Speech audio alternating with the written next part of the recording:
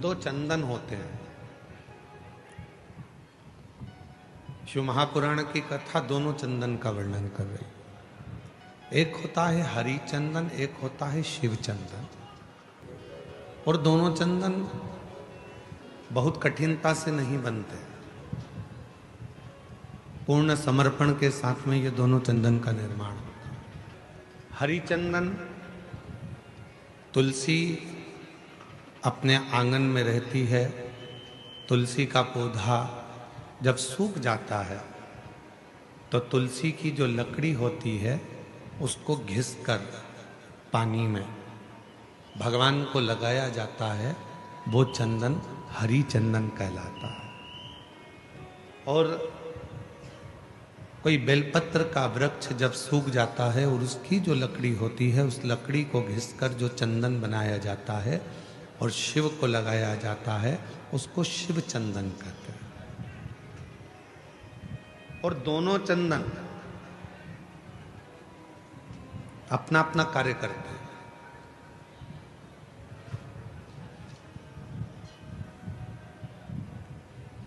जैसे चंदन लगाते समय 3 उंगली का प्रयोग हम भगवान शिव पर करते हैं। आकार, ओमकार और मकार, ये 3 उंगलियों का प्रयोग हम शिव जी पे चंदन लगाते समय करते हैं। शिव चंदन एक ऐसा चंदन, जब कोई बेलपत्र की लकड़ी, कोई बेलपत्र का पेड़ जब सूखता है तो उसकी छोटे से लकड़ी को हम अपने घर में रखकर उसको घिसकर शिव जी को इन 3 उंगलियों से चंदन को लगाते हैं। आकार, ओमकार और मकार, तीनों। पर इन 3 उंगली को जब हम लगाते हैं और 3 उंगली से जब हम त्रिपुंड बाबा का लगाते हैं तो उसमें जो नीचे की उंगली है मकार, जो नीचे की रेखा है मकार, हम जब चंदन लगा रहे हैं तो नीचे नीचे की जो रेखा है, एक कोई फोटो आया है जैसे ये 3 उंगली से ये चंदन लगा, आकार, ओमकार और ये मकार।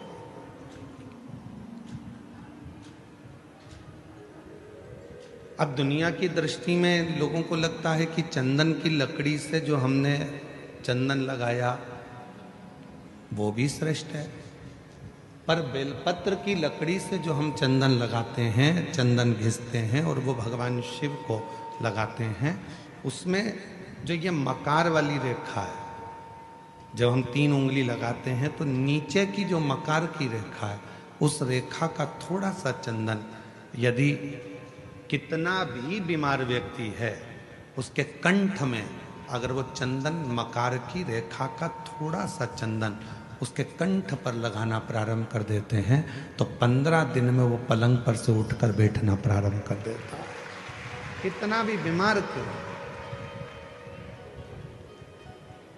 आकार, ओमकार और मकार, 3 रेखाएं हम चंदन की खींचते हैं। जैसे इसमें 3 रेखा खींची, 3 रेखा। एक हरी चंदन है जो तुलसी की लकड़ी को घिसकर, जब तुलसी सूख जाती है, तुलसी जब सूख जाती है तो उसकी लकड़ी को घिसकर तैयार करा जाता है, उसको हरी चंदन कहते हैं। और वो हरि चंदन भगवान नारायण को, शालिग्राम भगवान को, भगवान नारायण को, भगवान विष्णु को वो हरि चंदन लगाया।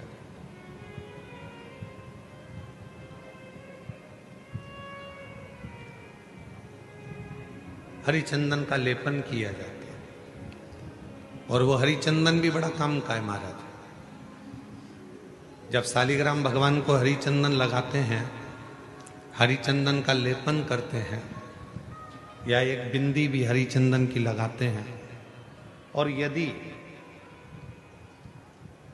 वो हरि चंदन का एक छोटा सा अंश मात्र भी हम लेकर आए और जिसको दमे की शिकायत होती है, श्वास की शिकायत होती है, चढ़ने में चलते चलते हाँपड़ी भरा जाती है, हाँप भरा जाती है, डॉक्टर ने कह दिया कि फेफड़े 70%, 60%, 80% खराब हो गए हैं, काम नहीं कर रहे, उस व्यक्ति के हृदय पर, वक्ष स्थल पर यदि वो हरि चंदन का लेपन जो शालिग्राम भगवान पर, भगवान श्री हरि पर, राम जी पर, ठाकुर जी पर, कृष्ण पर, लड्डू गोपाल पर जो आपने किया है, उसको यदि हम लगाना चालू करते हैं तो उसको भी फिर चलने में तकलीफ नहीं आती और फेफड़े उसके काम करना प्रारंभ कर देते हैं। वो हरिचंदन की भी एक प्रथा। तो दो चंदन, एक हरिचंदन, एक शिव चंदन। जम के बोलेंगे सभी लोग, हरिचंदन काय से बनता है? तुलसी की लकड़ी से। और शिव चंदन काय से बनता है? बेलपत्र जो सूख जाता है, लकड़ी जो सूख जाती है उसके। दोनों कारगर।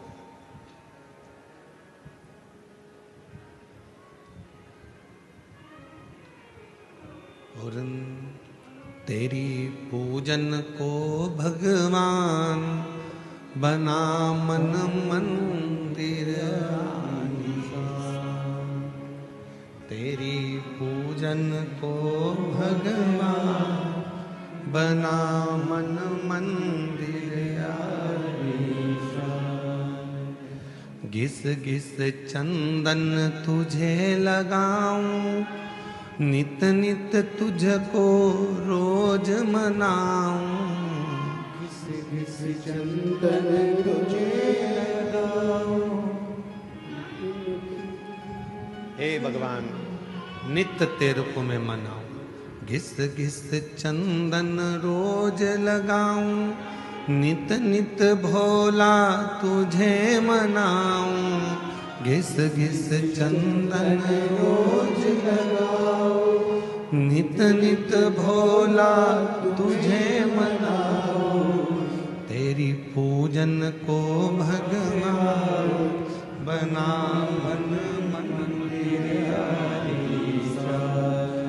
तेरी पूजन को भगवान बना मन मंदिर,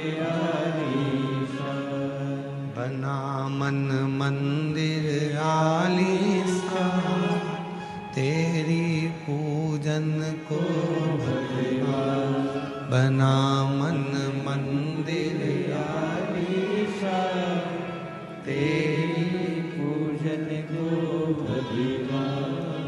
नित्य पूजन का एक फल। आज सनातन धर्म पर लोग उंगलियां उठाते हैं, आज सनातन धर्म पर लोग आक्षेप लगाते हैं कि तुम पत्थर की पूजन करते हो। आज सनातन धर्म पर लोग उंगलियां उठाते हैं कि तुम मंदिर जाते हो, जल चढ़ाते हो, पत्थर पर जल ढोलते हो। एक एक साइंस के एक एक उद्देश्य को यदि उठाकर पढ़ोगे तो पूरा साइंस हमारे सनातन धर्म की प्रधानता बताता है, और सनातन धर्म में जितनी पूजन की पद्धति है वही साइंस ग्रहण करता है,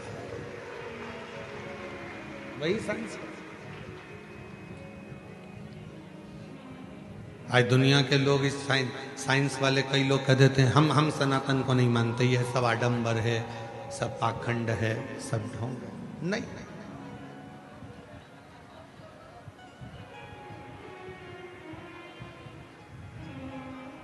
एक समय ऐसा भी आता है, डॉक्टर पूरा इलाज करता है, सारी दवाइयां देता है, सब कुछ करता है, और आखिरी में डॉक्टर भी कह देता है कि मैं पूरी कोशिश कर रहा हूं, अब उसके हाथ में।